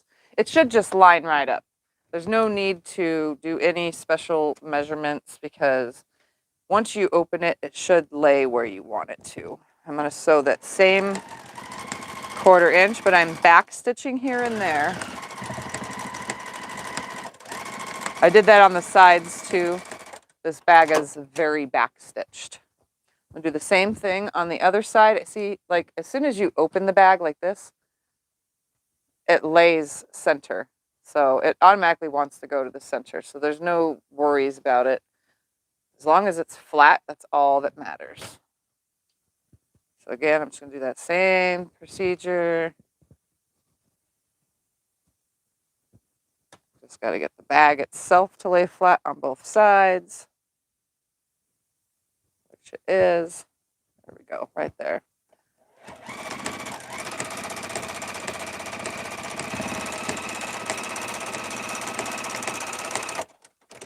All right.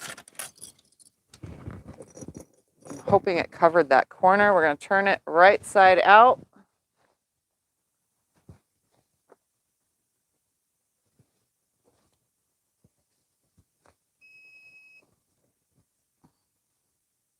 Should I unplug that, or do you still need it? I'll need it in a few minutes. Oh, okay. All right, push out the bottom.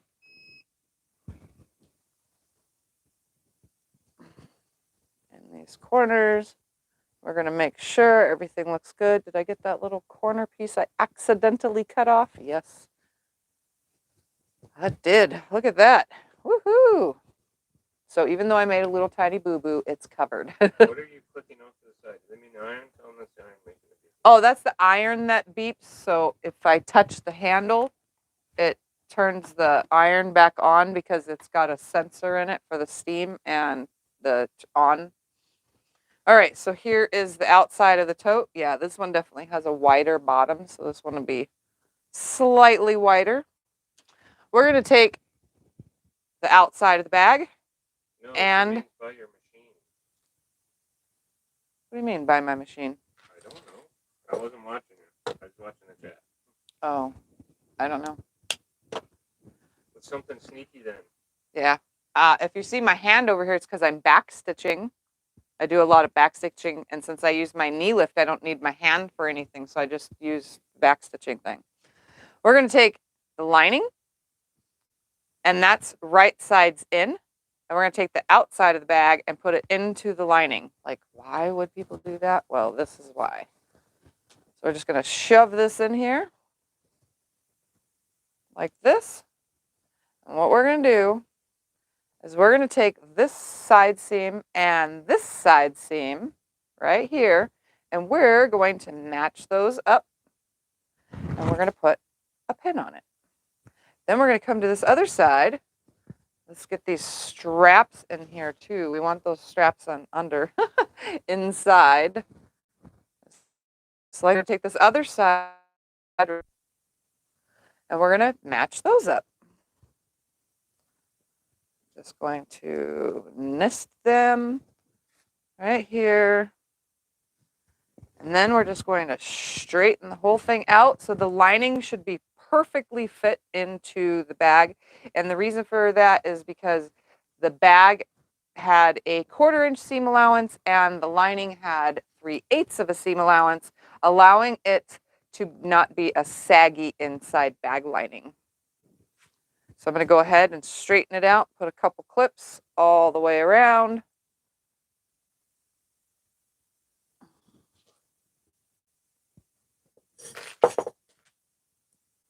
Just keeping everything nice and flat and straight. Come to this other side. Same thing.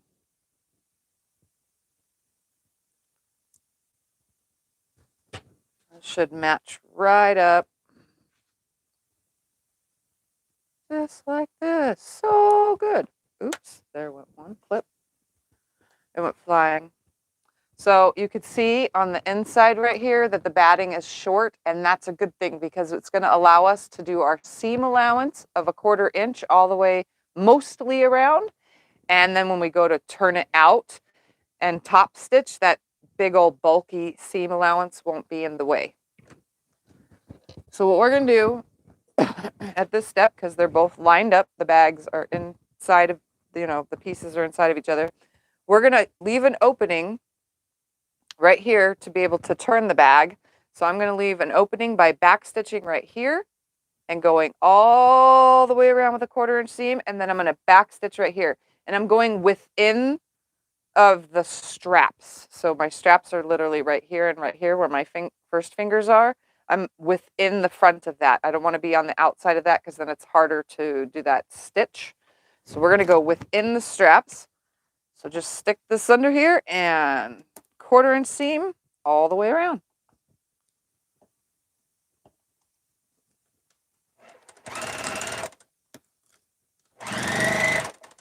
And I just have to turn the whole thing as I go.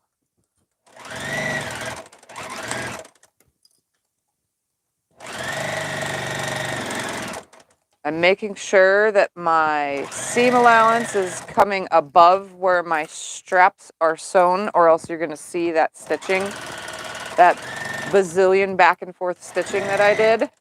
Oops, I broke thread.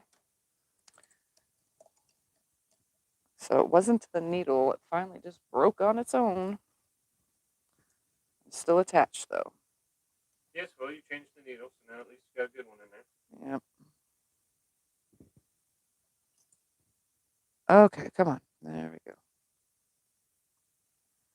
I can't even get my little hummingbird in the hole lately because of the shakes and vision. You want me to do it? No. All right, coming around still. Try to keep the project out of the way of the thread line, because that's another reason why I break thread so easily. And now I'm out of bobbin. Wow, it's just like... All at once. It's all getting you. Oh, today is just one of those days. All right, I got to roll a bobbin. Since I'm top stitching with this thread too, instead of switching threads a bazillion times, so I'm doing all my stitching with the variegated thread. Shouldn't need much. Right about there. I'm not even rolling a full bobbin, literally just enough, because I have so many bobbins stacked over here, that are, and then that whole quilty caddy is also filled with cases of bobbins that I need to use up.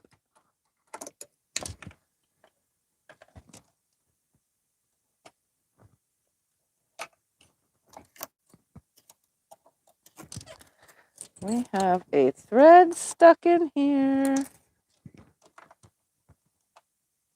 There we go. It was wrapped around my carriage thingy that the bobbin goes in.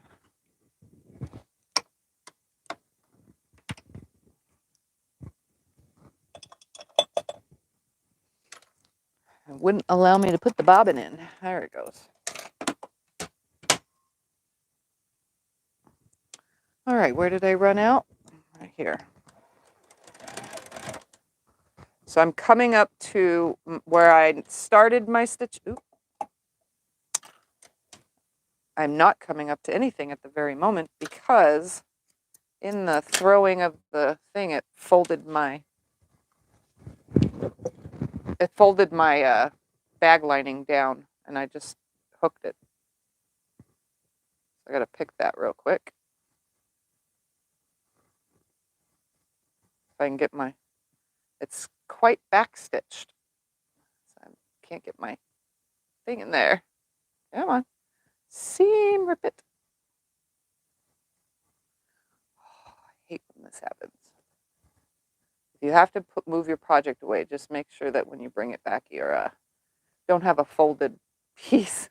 I won't have the perfect seam allowance if it doesn't get picked out. You'll get it, honey. You'll get it. Don't worry. As one lady said earlier, Murphy's Law. It's going to go bad if anything will Yeah, go bad. today is just, you know. All right, make sure. It's because I took the clips off of it. Okay, let's try that again. It's up and it's flat. Oh, it would help too if I threaded the machine also before I get going. And there's no way to turn that off. At least I don't think there is.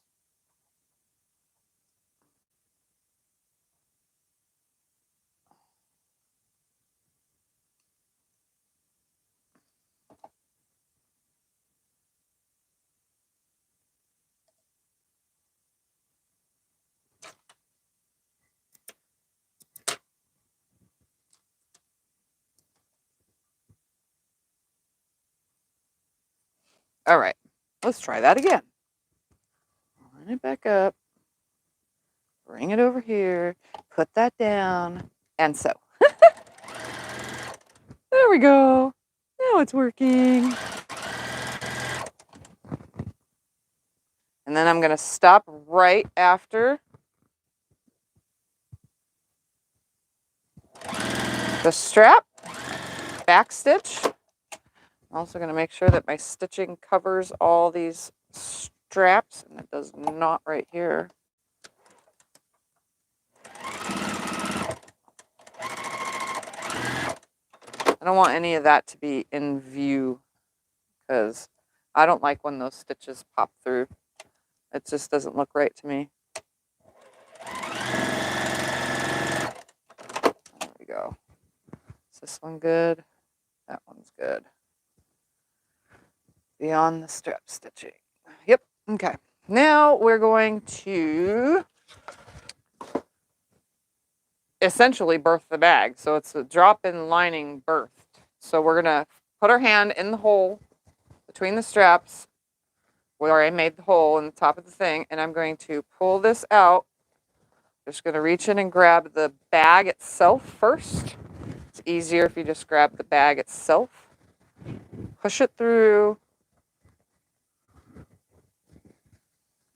Try not to rip anything. That's why we backstitched.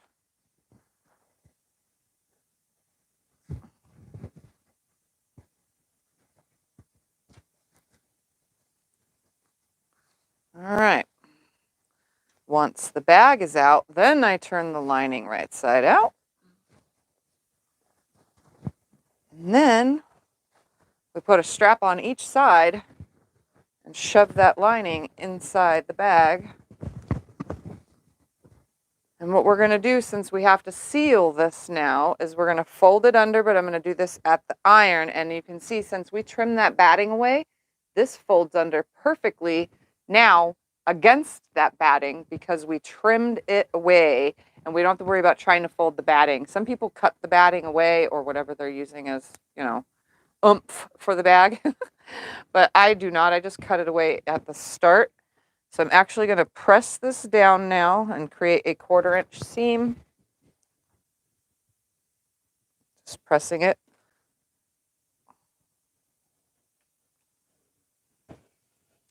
And then I'm going to fold. So I just pressed the outer part of the bag. Now I'm going to fold in the lining.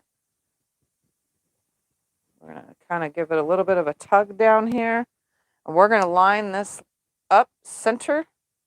And I'm going to press all the way around this whole entire thing, lining everything up nicely. So I'm kind of in the corner of the camera over here, sort of. Just going to straighten all this up. Elizabeth says, I think you're a great sewing instructor. Oh, thank you. I try to be a good sewing instructor. I'm very verbal, I guess is the word. I try to describe everything I'm doing. I did that from the beginning when I first started YouTube teaching, because when I was watching a lot of tutorials on all sorts of different channels, when I learned there was quilting on YouTube, I didn't find them to be very verbal.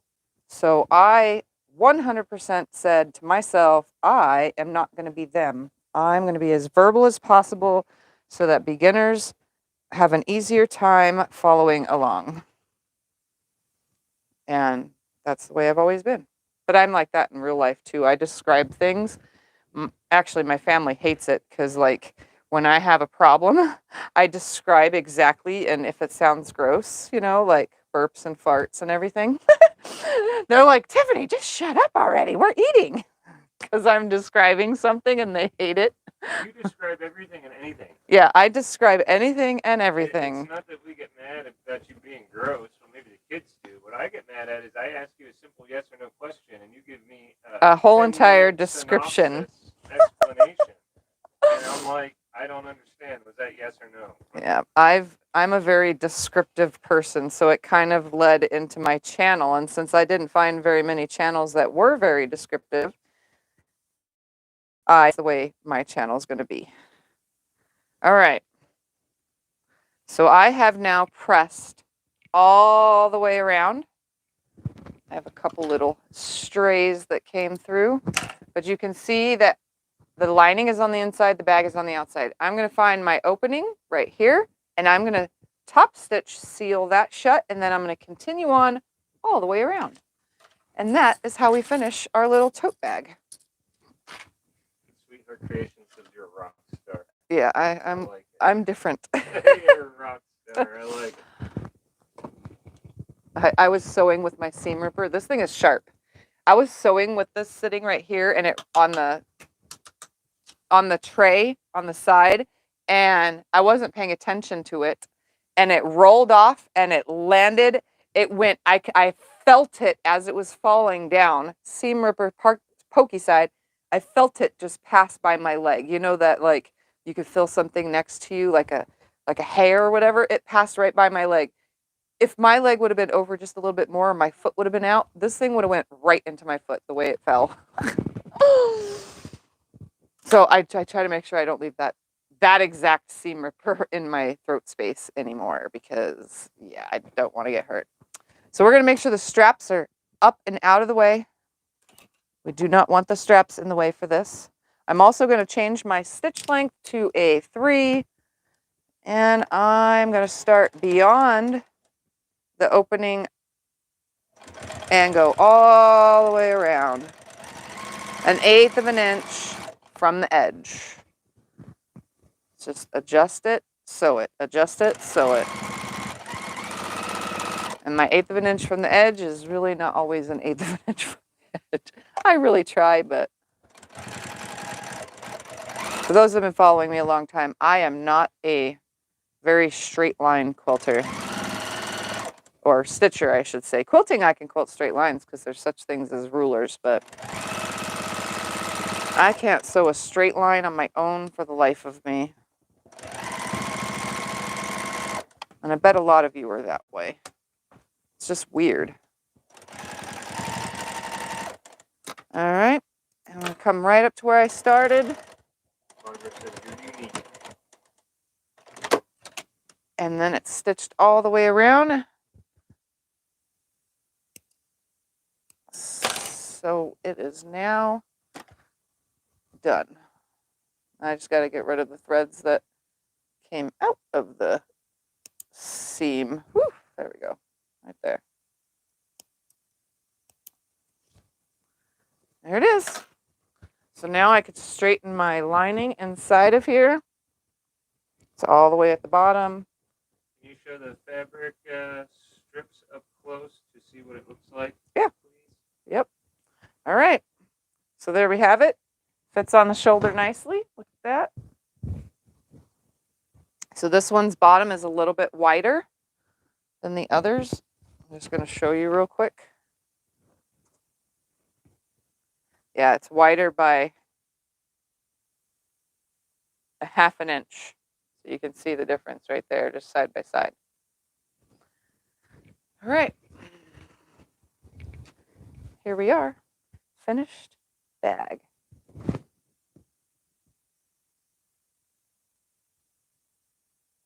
So you can see some stitches, some of the strips have just one stitch, some have two because of the width of them. It goes all the way around. It is stitched 1/8 of an inch from the edge of all the fraying so that the fraying will only come up to the stitches, keeping the bag together. Here's the other side. Why does YouTube not show the newest verse? Mine does. The newest what? Shows. I think she's talking about your episode. Here. My YouTube does. My YouTube does too. You have to go to the page that says videos. So those are the sides. Oop, come on, focus. There's the stitching. So it's all nice and lined up. And then the stitching across the bottom. This one kind of is under the lip, but that's because I cut bigger than I did on my last one. The strap stitching is hidden. You can see, so it's folded in and you don't see it on the outside. I've had plenty of bags when I first started where the stitching ended up on the outside and I was like, oh, I don't like that. It looks retarded. So I make sure now that I cover it. The inside has a slip pocket on one side and the other side just has my tag. And it's button fabric. Isn't that adorable? And they just sit open too, so on their own, naturally. Let's bring all of these up. We'll clean this up while I'm here. Those away. Move that out of the way. All this out of the way. Is that one lower than the other one? They're the same exact size. They're the same size except for the bottom is wider, so it took about a 1/2 inch off the top.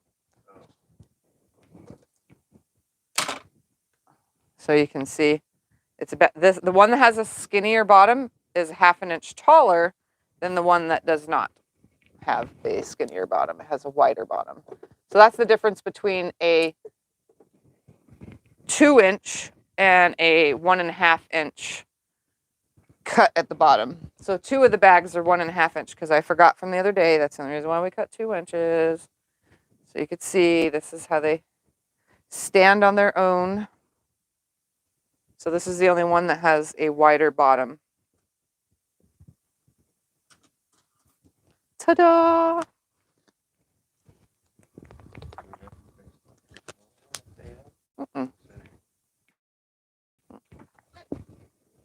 So there we have it.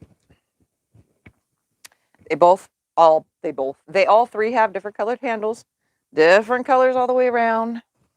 I love them. They're adorable. Adorable little totes. And they're so colorful. Very vibrant. Oh, Elizabeth's placed an order through your affiliate Fat Quarter Shop. Awesome. Thank you. Now it's time to go through and pick all the loose threads, but I'll do that later, not on camera.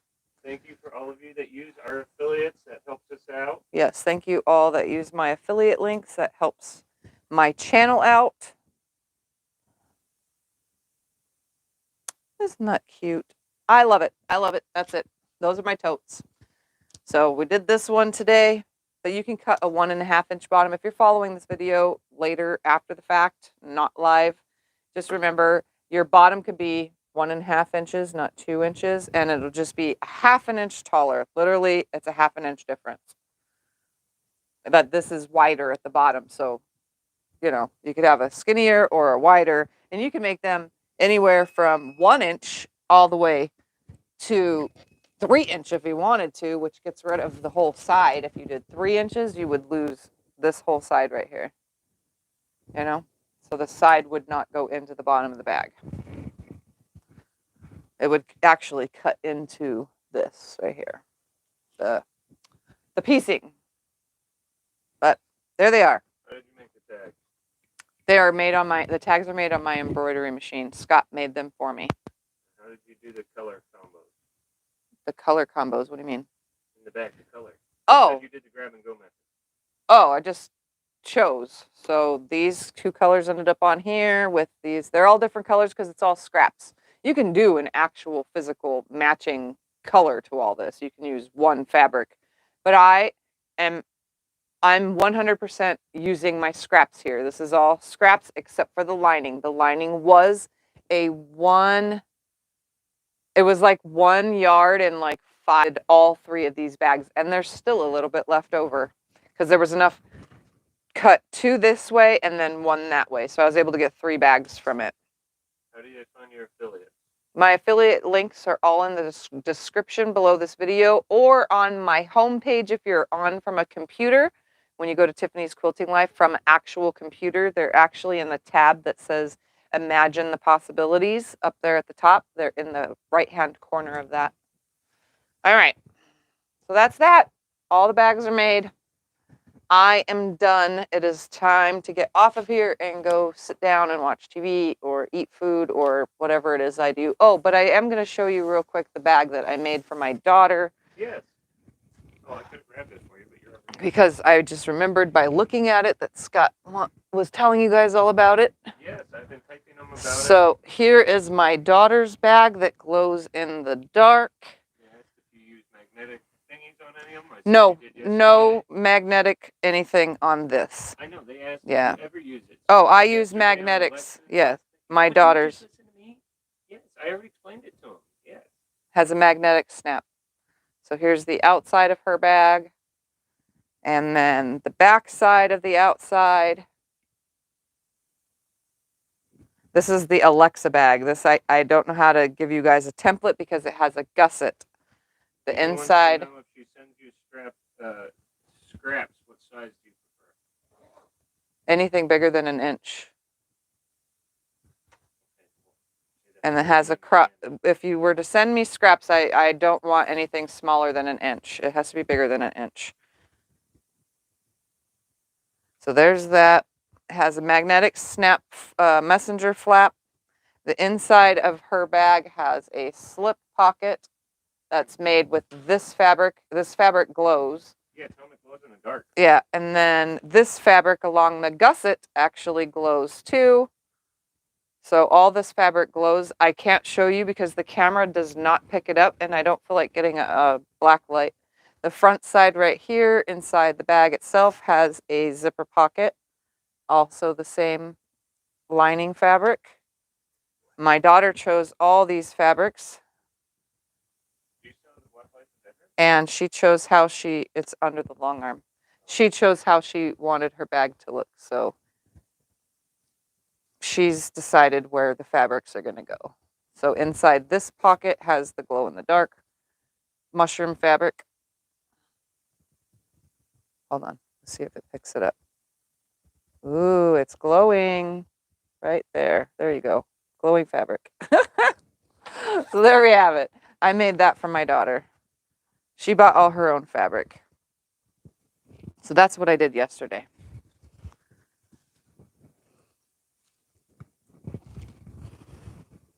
I can make those bags. I just can't teach you guys how to make those bags because they are, they require a template. And I don't know how to do that yet for you guys to have a template. I made my own, but I don't know how to make it for you guys. So, all right. That's that. Is that all I had left to show? Wednesday, I will be trimming and binding my 25 patch block quilt because I finished quilting that. I actually finished quilting that same day. Yep, you did it right after the Yeah, video. after the live, I took a break for a little while, and Scott and I watched a movie, and then I went right back to quilting it, and then I quilted it up.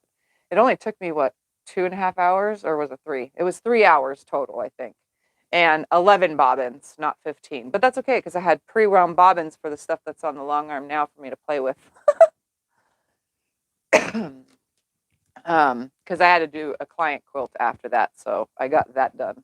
I try to keep it a me quilt, a client quilt, a me quilt, a client quilt, so that I get done, get my stuff done. But I don't always have backing for my quilts, so. All right. You did a client quilt in between all that. Yeah. Anyway, I'm gonna go. I will see you guys Wednesday when I bind that quilt.